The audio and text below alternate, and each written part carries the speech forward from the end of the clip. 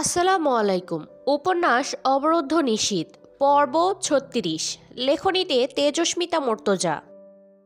গোসল করে কোমরে গামছা পেঁচিয়ে বের হলো জয়। পা থেকে হাঁটু অবধি পশমে আবৃত, খোলা বুকে পশমে ঢাকা। টপ টপ করে পানি পড়ছে চুল থেকে। চুল মুছতে পারে না ঠিক মতো জয়। পানি তার শরীরে লেগে থাকা মাটি ও রক্ত ধুয়ে নিয়ে চলে গেছে। নিতে পারেনি মুখের কাঠিন্য। তার উপর বিভৎস সেই গায়ের কাটার দেয়া দাগগুলো। চোখ দুটো লাল, তাতে বুঝি এখনো রক্তের নেশা। অন্তুর মনে প্রশ্ন জাগে, খুন করলে কি পুরুষের গোসল করতে হয়? যতবার জয় মারপিট করে ফিরেছে, যত রাতই হোক গোসল করতে দেখেছে। আজ না হয় মাটি ছিল, আগেও দেখেছে গোসল করতে। তখনও শরীরটাও প্রায় ভেজা, কোনো মতো শুধু গামছা পেঁচিয়ে বেরিয়ে এসেছিল। আচমকা এক অকাজ করলো, অন্তুর বুক থেকে এক টানে ওড়নাটা ছিনিয়ে নিয়ে গলায় পেঁচালো। গামছা ধরনের কিছু গলায় থাকলে সেটা বড় তৃপ্তিদায়ক লাগে তার। শরীর ঘামে প্রচুর, তার ওসর ছোটবেলার অভ্যাস। গলায় কিছু না রাখলে চলে না যেন। সেই ওড়না দিয়ে ঘাড় এদিক ওদিক কাত করে ভেজা শরীরটা মুছে লুঙ্গি পরল। হামজা রুমে ঢুকলো। রিমি শুয়ে আছে, শরীরটা ভেঙে পড়েছে মেয়েটার। হামজা কপালে হাত রাখলো। ঠোঁট নাক লাল হয়ে আছে, মুখটা ফোলা ফোলা। অতিরিক্ত কান্না করেছে, ভয় পেয়েছে। জয় যখন বেরিয়ে যাচ্ছিল হামজার সাথে দেখা করে, দৌড়ে হামজার কাছে গেছিল। সোফাতে বসা হামজা তখন।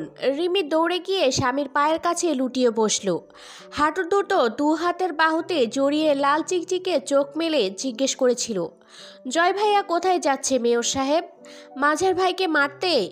কঠোর বলিষ্ঠ হাতের মুঠোয় হামজা রিমির থুতনিটা আলতো করে ধরে আঙুল দিয়ে আদর করে বলেছিল, তোমার আরাম করা দরকার, রুমে যাও, আমি আসছি। রিমি যায়নি। স্বামীর হাঁটুতে আস্তে করে মাথাটা এলিয়ে দিয়ে আঁচল বিছিয়ে পা মেলে দিয়ে পড়েছিল। হামজা রিমি চুলে হাত বুলিয়ে দিতে দিতে গভীর ভাবনায় মত্ত হয়েছিল। থেকে থেকে তুলির মেয়ের কান্না ভেসে আসছিল। তরু ছাড়া কোয়েলকে কেউ চুপ করাতে পারে না। রিমি আরও হাতড়ে ধরল হামজাকে, যেন সে আশ্রয় চায়। কঠিন দেবদূতের মতো চেহারায় এই শক্ত সামর্থ্য পাষণ্ড পুরুষটির খুব কাছে রিমির ছোট্ট দেহ ও দুর্বল মনটা একটুখানি আশ্রয় চায়। হামজা তখন উঠে রিমিকে কোলে তুলে নিল। রিমি হু হু করে কেঁদে উঠে মুখ লোকায় স্বামীর বুকে। হামজা আর বোঝার চেষ্টা করল না কেন কাঁদছে তার বউ। নারীকে বোঝার চেষ্টা করার অপচেষ্টা সে কখনোই করেনি। হামজার বিশ্বাস, নারী জাতকে বুঝতে চেষ্টা করলে এ জনম ফুরবে। পুরুষ জন্মটা পুরোটা বৃথা পড়ে যাবে। নারীদের নিয়ে হামজার কোনো কালে বিশেষ জ্ঞানধারা নেই। আস্তে করে এনে যখন রিমির কুকড়ে যাওয়া শরীরটাকে বিছানায় শুয়ে দিল, রিমি তখনও গলা ছাড়েনি হামজার। হামজা ভারী পৌরুষ দেহটা অনেকক্ষণ ওভাবেই ফেলে রাখতে হয়েছিল রিমির শরীরটার ওপর। পরে একটু ঘুমিয়েছিল। এখন আবারও কপালে হাত বুলিয়ে দিয়ে যখন সরে যাচ্ছিল, রিমি ধরল, অর্থাৎ জেগে উঠেছে। আস্তে আস্তে উঠে বসলো হামজার বাহু আঁকড়ে ধরে। হামজাকে বসালো সামনে, হাত দুটো গুটিয়ে কোলের উপর রেখে হামজার কাঁধে কপাল ঠেকালো। হামজা আস্তে করে ভারী গলায় জিজ্ঞেস করে, কি হয়েছে বেগম? রিমি ডুকরে উঠে কণ্ঠ কাঁপে মেয়েটার, জয় ভাইয়া ফিরে এসেছে, সাথে তোমার মাঝার ভাইয়ের দেহের বিভিন্ন খণ্ড এনেছে বোধহয়, দেখবে? হামজার বরফ শীতল কণ্ঠস্বর, তাতে রাজ্যের বর্বরতা যেন। রিমির কান্নারত দেহটা কেঁপে উঠল পুরুষটির নিষ্ঠুরতায়। তবুও উঠে সেই পুরুষটিকে আঁকড়ে চেপে ধরল খামচি দিয়ে। হামজা আবারও বিভ্রান্ত হয় নারী চরিত্রে। সে বোঝে না এদের, কখনোই না, চেষ্টাও করে না। তাই শুধু টের পেল আজ মাঝারের ওপর পুরনো স্মৃতির দমক আছে তার বউয়ের। তবু সাথে প্রশ্রয় আছে যে তারা মাঝারকে টুকরো টুকরো করে পশু দিয়ে খাওয়াতে পারে। রিমিতা কষ্ট ও সুখ দুটো মিশিয়ে অদ্ভুত অনুভূতি সহকারে দেখবে। আপন লোকের অতিপাপ মানুষকে অন্যরকম কষ্ট দেয়, তা ব্যাখ্যাতীত। সেখানে স্নেহের টান নয়, বিশ্বাস ভাঙার যন্ত্রণা থাকে। হামজা অনেকক্ষণ জড়িয়ে চেপে ধরে বসে রইল রিমিকে। ছোট্ট শরীরটা কাঁপছে, ছটফট করছে হামজার বুকের ভেতর পড়ে। হামজা জিজ্ঞেস করলো, কি হয়েছে, কেমন লাগছে? জড়িয়ে এলো রিমির কণ্ঠস্বর। তরু বলে আষ্টে পৃষ্ঠে জড়িয়ে ধরল হামজার অর্ধঘর্মাক্ত শক্ত শরীরটা। কয়েকটা খামচিও বসে গেল সেখানে।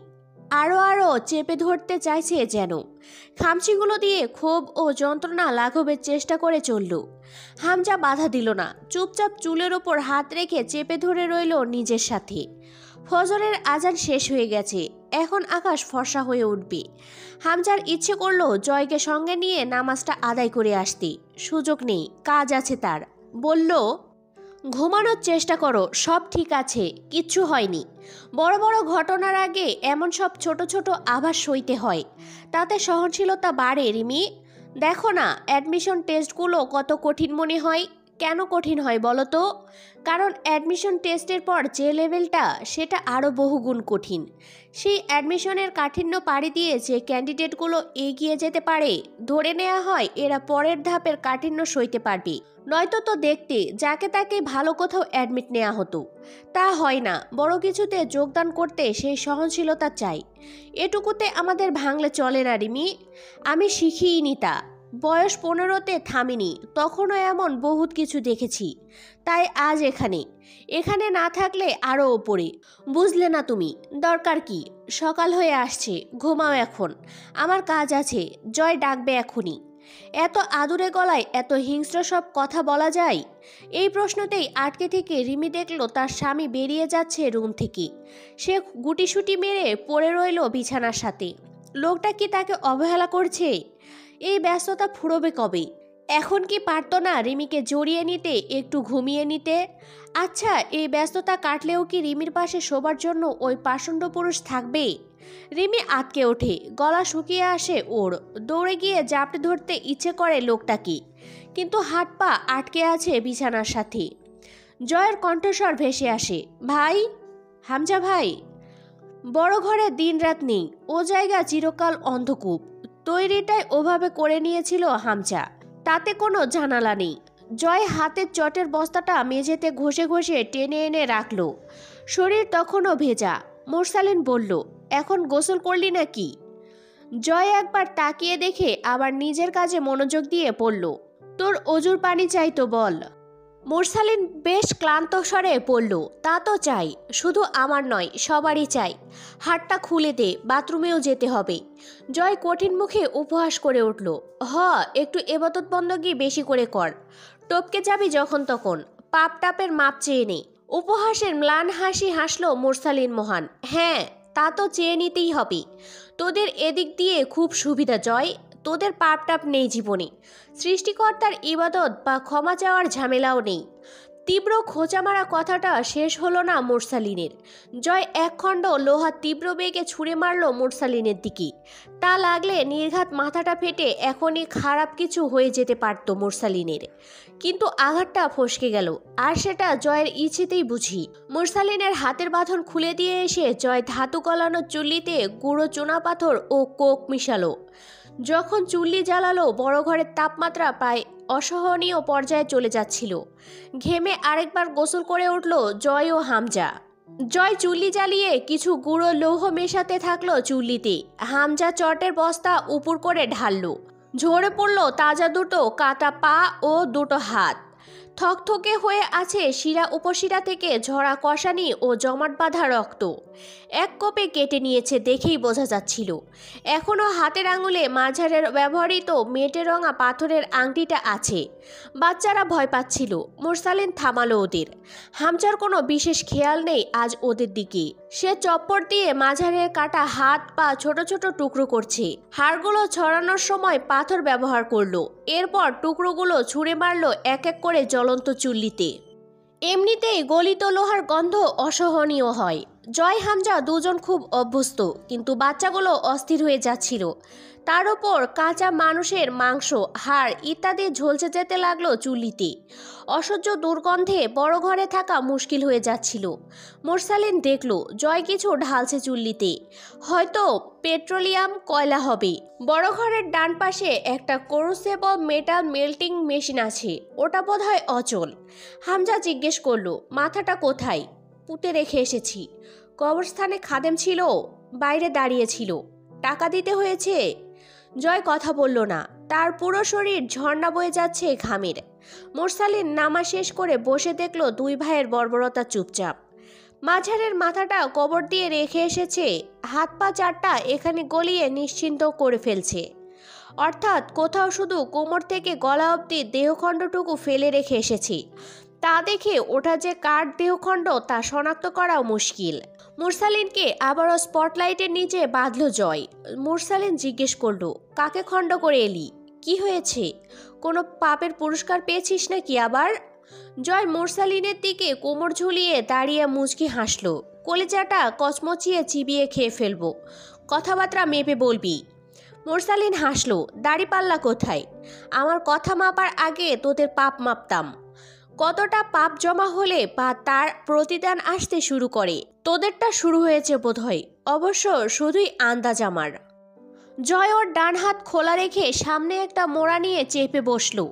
একটা কাগজ ও কলম এগিয়ে দিয়ে বলল, একটা সুন্দর স্টেটমেন্ট দে তো বাপ। বহুত জ্বালাইছিস, এমনিতেই মন মেজাজ ভালো না, যা বলছিস সেটা লেখ। মন মেজাজের কি হয়েছে বলবি তো? যা বলছি সেটা কর মুরসালিন, কথা বলতে আগ্রহ পাচ্ছি না। মুরসালিন অটল পর্বতের ন্যায় মাথা নাড়ল। এতই যদি সহজ হতো তাহলে কি এত কিছু করতে হতো তোদের? এতদিনে পারলি না, আজ এমন কি হলো যে সহজ ভাবছিস? আর কি বলতে বলছিস তোরা? যা আমি করিনি, করলেও তা শুধুই প্রতিক্রিয়া। ক্রিয়া তোরা দেখিয়েছিস শুরু থেকে, হাজার হাজার প্রাণ নিয়েছিস। সেসব অবিচারের এক ফোঁটা প্রতিক্রিয়ায় এত জ্বলন ধরছে কেন তোদের? কিছুই করিনি আমরা, শুধু আল্লাহর নামে শুয়ে যাচ্ছি। করিসনি? শালা জঙ্গির দল, দেশদ্রোহী শালা তোরা। টুপি দাড়ি গালে মাথায় ঝুলাইয়ে দেশের সাথে বেইমানি করে যাচ্ছিস যুগের পর যুগ। কিসের বেইমানি জয়? দেশটার অধপতনে কত আনা দায় আমাদের দিয়ে মিছেমিছি পাপ মুক্তের অভিনয় করতে চাস তোরা? তোদের বিবেচনা বোধ খুলুক, আমিন। হামজা শান্ত স্বরে বলল, বেশি ঝটফটাচ্ছ মুরসালিন, শান্ত হও, নইলে কি করবেন? শান্ত স্বরে বলল মুরসালিন। এরপর জয়ের দিকে ফিরল, তোদের বোঝাপড়া আমার সাথে। ওই বাচ্চাগুলোকে ছেড়ে দে, ওরা কিচ্ছু করেনি। তোদের শক্তি ক্ষমতার, আমাদেরটা দিলির। ভুলে যাস না, প্রাণ নিয়ে যারা পালায় তাদের দৌড়ে গতি বেশি হয়। একবার ছেড়ে দিয়ে দেখ না, বেঁধে কেন রাখতে হয়? কারাগারে কেন দিতে হয়? রাতের অন্ধকারে মেরে কেন ফেলতে হয়? রাজপথে সামনে আসার সৎ সাহসটুকু বুকে নেই, তা জানিস তোরা। মিছিমিছি বাহাদুরি দেখাস না ভাই, বিরক্ত লাগে। জয় চুপচাপ কিছুক্ষণ তাকিয়ে থেকে কাগজটা এগিয়ে দিয়ে কেবল শীতস্বরে বলল, স্টেটমেন্ট। তুই শুধুই ব্যক্তিগত আক্রোশ থেকে এসব করছিস জয়, আর যেটা শুধুই ভুল বোঝাবুঝিতে সৃষ্টি হয়েছে তোর মাঝে। জয় রোবটের মতো স্থির স্বরে কেবল উচ্চারণ করলো শক্ত মুখে, স্টেটমেন্ট। কিসের স্টেটমেন্ট? দেশের সাথে গাদ্দারি করে আসছিস তোরা সেই পূর্ব পাকিস্তানের আমল থেকে। এখন আবার সংখ্যাগরিষ্ঠতার চেষ্টা করছিস দেশের ক্ষমতাকে উপড়ে ফেলে নিজের ক্ষমতায় বসতে। এসব লিখবি। কাকে কাকে মেরেছিস আর কারা জিম্মি আছে তোদের কাছে, সেসবের হিসেব দিবি। সব স্বীকারোক্তিমূলক একটা স্টেটমেন্ট চাই। জয়ের কণ্ঠ ফুঁড়ে আগুনের হলকা ছুটছিল। আগুনটুকু গিলতে গিলতে যেন আবারও রিপিট করলো কথাগুলো। মুরসালিন শান্ত স্থির কণ্ঠে বলল, যে কথাগুলো বললি তার কোনো যুক্তিযুক্ত ব্যাখ্যা বা প্রমাণ আছে তোর কাছে? হামজা চুপচাপ বসেছিল, এবার তাকালো চোখ তুলে। জয় বলল, একটা স্টেটমেন্ট দে। মিথ্যা স্বীকারোক্তি দেব? কিন্তু কেন? ওদের বাঁচাতে। তুই তো আমির ওদের না, তোর সাথে মরবি, দেখতে ভালো লাগবে না তোর, ওরা বাঁচবে না এতে। জয় দাঁত খিচে উঠল। জয় আমিরের কথার নড়চড় হয় না। মুরসালিন মাছি তাড়ানোর মতো অবজ্ঞা করে পড়ল, রাগ তোর জিকির। কথায় কথায় কি এত নিজের নাম জপিস মূর্খর মতো? নিজের ভেতরে কখনো ঝেঁকে দেখেছিস কত বড় ফাঁপা ঢোল তুই? এক পর্বতসম হাহাকার নিয়ে শুধু দাপিয়ে বেড়াচ্ছিস ক্ষমতার দাপটে। আদতেও কি তোর বলতে কিছু আছে? সজোরে একটা ঘুষি মারল জয় মুরসালিনের ক্ষতবিক্ষত মুখটার ওপর। রক্ত বেরিয়ে এলো। মুরসালিন মলিন মুখে হাসল। তুই সত্যি নিতে পারিস না জয়। তুই জানিস আমি ঠিক, তুই ভুল। তবু এই ক্ষমতার দাপট আর অপশক্তির দ্বিধাদ্বন্দ্বী লড়াই। পিছু হটে যা, পাপ করিস না আর। হামজা ভাইয়ের ক্ষমতার খিদে আছে, তোর তো তা নেই, শুধুই ব্যক্তিগত আক্রোশ। ছেড়ে দে এসব। একটু থেমে মুরসালিন বলল, খিদে বড় খারাপ জিনিস জয়। জানিস তো 1972-এর আন্দেজ পর্বতে প্লেন ক্র্যাশের ঘটনায় 72 দিন যে যাত্রীগুলো বরফের পর্বতে আটকে ছিল, খিদে ওদের কি পর্যায়ে নিয়ে গিয়েছিল? ওরা নিজেদের সহযাত্রীদের দেহের মাংস ছিঁড়ে খেয়ে বেঁচেছিল। এ থেকে আন্দাজ করতে পারবি খিদে কতটা ভয়াবহ রিপু। শুধু পেটের খিদেই নয় জয়, মানুষের স্বরূপের মাঝে একটি এই লোভনীয় খিদে, সেটা যে কোনো কিছুর খিদে হতে পারে, হোক ক্ষমতার, যা মানুষকে সর্বোচ্চ নিচে অবধি নিতে পারে। হামজা ভাই থামবে না। তুই কেন তার সঙ্গী ও সাক্ষী হচ্ছিস? তোর একই হাল হয়েছে জয়। তোর নীতির বাণী পকেটে রাখ মুরসালিন। ভালোই মাইন্ড কন্ট্রোল করার ট্রিক শিখেছিস দেখছি বাপ। রাজনীতি আর শিবির থুকু, জঙ্গিবাদ ছেড়ে কি সাইকোলজি নিয়ে গবেষণা করছিস? বালের পেঁচাল ছাড়। রাজধানীতে ছাত্রলীগের কয়েকজন নেতা জিম্মি আছে তোদের কাছে, তাদের খোঁজ দে, বাচ্চাগুলোকে ছেড়ে দেব। মুরসালিন হতাশ নিঃশ্বাস ফেলল। তাহলে চল একটা সওদা করি। জয় তাকিয়ে রইল। মুরসালিন বলল, আমাদেরও অসংখ্য লোক তোদের কাছে বন্দী, যারা ধুকে ধুকে মরছে, আবার কতজন কারাবাসে যাচ্ছে, তাদের ছাড়িয়ে আন। আজ যা রাজধানীতে, তোর ওপর মহলের কর্তাদের বল ওদের ছেড়ে দিতে। দেশটাকে ক্ষমতার ক্ষুধা নিবারণের সুস্বাদু খাবার না বানিয়ে অন্তত কিছুটা ন্যায়নীতিতে বহাল রাখতে বল। দেশটা জঙ্গল, দেশের জনগণ জঙ্গলি জানোয়ারে পরিণত হয়ে যাচ্ছে দিন দিন। ভালো লাগে এসব? জয়কে সরিয়ে দিল হামজা, ঠেলে বড় ঘর থেকে বের করে উপরে পাঠাতে চাইল। যা ঘরে যা, একটু ঘুমা। জয় গেল না, চুপচাপ বসে রইল ইস্পাতের খণ্ডের উপর। হামজা বসলো মুরসালিনের সামনে। 3 দিনের পর একটা কুলোখানির আয়োজন করা হলো পাটোয়ারি বাড়িতে। পুরো এরিয়ার লোকের নিমন্ত্রণ, হাজার হাজার লোক খাবে। সকাল সকাল বাজারে গেছিল জয়। ভ্যান ভরে ভরে বাজার এলো। জয় ফিরল রিকশাতে। তার বাইকের প্রতি কোনো মোহ ছিল না কখনো। যুবক বয়সেও কখনো বাইক নিয়ে অযথা ফুটেজ খেয়ে বেড়ানোর মতো কোনো প্রবণতা তার চরিত্রে দেখা যায়নি। একবার জয়কে এক নারী বলেছিল, জয় আমির সাহেব, যে নদীর গভীরতা বেশি তার বয়ে চলার আওয়াজ কম। জয় মানে কথাটা। আর কখনো দেখা হয়নি নারীটির সঙ্গে তারপর। তবু জয় মানে, যার গভীরতা বেশি তার চলনে তর্জন গর্জন থাকে না। সেই নারী আরও বলেছিল, রহস্য কোনটা জানেন? যেটা সে রহস্য, সেটাও এক প্রকার রহস্য, সেটাই রহস্য। জয় বিরক্ত হয়ে বলেছিল, বালের কথা কোয়েন না, বুঝাই কন। নারীটি ধারালো ঠোঁট কিঞ্চিত এলিয়ে হেসেছিল। রহস্যকে আপনি দেখবেন, নাড়বেন, অনুভব করবেন, খুব কাছে থাকবেন, অথচ বুঝতে পারবেন না ওটা এক রহস্যের দ্বার। সেটা হলো রহস্য, অর্থাৎ যা রহস্য তা দেখে বোঝা যাবে না সেটা রহস্য। রহস্যের রহস্যটাও এক প্রকার রহস্য। এসব কেন মনে পড়ছিল আজ রিকশায় চলাচলের সময় জয় জানে না। লোকের দিকে ওর খেয়াল নেই, তবু যে লোকে ঘটা করে ওকে সালাম ঠুকে যাচ্ছে তা বুঝলো। মনে মনে বকে উঠল, তেলবাজ বাঙাল সম্প্রদায়। জয় রিকশাওয়ালাকে বলল, একটা শাবনূরের গান শুনবি? উৎসাহে মাথা নাড়ল রিকশাওয়ালা। হ ভাই শুনি। জয় গেয়ে উঠল, যেই ডালে বান্দি বাসা ভাঙে সেই ডাল, আমার এমনই কপাল। ফটকের সম্মুখে থেকে দেখলো ছেলেরা বাজার নামিয়ে নিচ্ছে। সে রিকশার ভাড়া মিটিয়ে পেছনের ভ্যান থেকে খাঁচা নামালো। 4টা বিদেশি মাংসাশী কুকুর, সরু সরু ধারালো দাঁত সবসময় বেরিয়েই থাকে। ওরা ক্ষুধার্ত দেখেই বোঝা যাচ্ছিল। ছেলেরা চমকালো, ভাই এইটারে কি করবেন? জয় হাসলো, জবাই করে গরুর মাংসের সাথে মেশাবো, অত হালাল মাংস কেনার টাকা নাই। সবাই তাকিতুকি করলো। জয় আদেশে বিশাল খাঁচাটাকে নিয়ে গিয়ে ওয়ার্কশপের ওপরের ঘরে রাখা হলো। নির্দেশ হলো কুকুরগুলোকে যেন এক ফোঁটা পানিও না দেয়া হয়। রতন এগিয়ে এলো, ভাই একখান জরুরি কথা আছে। ওমা তাই নাকি, বল বল। জয়ের রসিকতায় সবাই হাসলো। রতন একটু মিয়েই গেল। জয় বলল, কি বলবি? গতকাল রাত্রিরে সাহেবেক মেয়র ঝন্টু সাহেবের কেডাজানি খুব খারাপভাবে খুন করছে ভাই। জয় চমকে উঠল, ইন্না নিল্লাহি ওয়া ইন্না ইলাইহি রাজিউন। ইস, সকাল সকাল কি দুঃখের খবর শোনাইলি রে মফিজ। যা হোক, লোকটারে আল্লাহ বেহস্তবাসী করুক। সবাই বলো আমিন। সবাই সমস্বরে স্লোগানের মতো করে বলে ওঠে আমিন। শেষে আবার কেউ অভ্যাসবশত মুখ ফসকে বলে ফেলল, জয় বাংলা। জয় ফিরে তাকালো, তারপর চট করে হেসে ফেলল। তা দেখে ছেলেদের যে কি খুশি। ওরা পরিস্থিতি বোঝে না, ওরা খালি জানে ওদের জয় ভাই হাসলে ওদের মুখ বেজার থাকার নয়। জয় হাত মুঠো করে বিপ্লবীদের মতো করে উঁচিয়ে ধরে বলল, জয় বাংলা। সিঁড়ি দিয়ে ওঠার সময় পা টলছিল। জ্বর চলে এলো কেন হঠাৎই বুঝতে পারছিল না জয়। গত রাতে বাড়ি ফিরেছে রাত 3টায়। এরপর ঘুম হয়নি ঠিক মতো, গা টলছে। জয়ের চোখের সামনে তরুর জ্বরে কুকড়ে যাওয়া মুখটা ভেসে ওঠে। বকে ওঠে মাথা ঝাড়া মেরে, হের শালা কিসের ধনবাল ভাবিস হে? রিল্যাক্স জয়, কিছু হয়নি, অল টাইম অল রাইট। কি বললাম বলতো?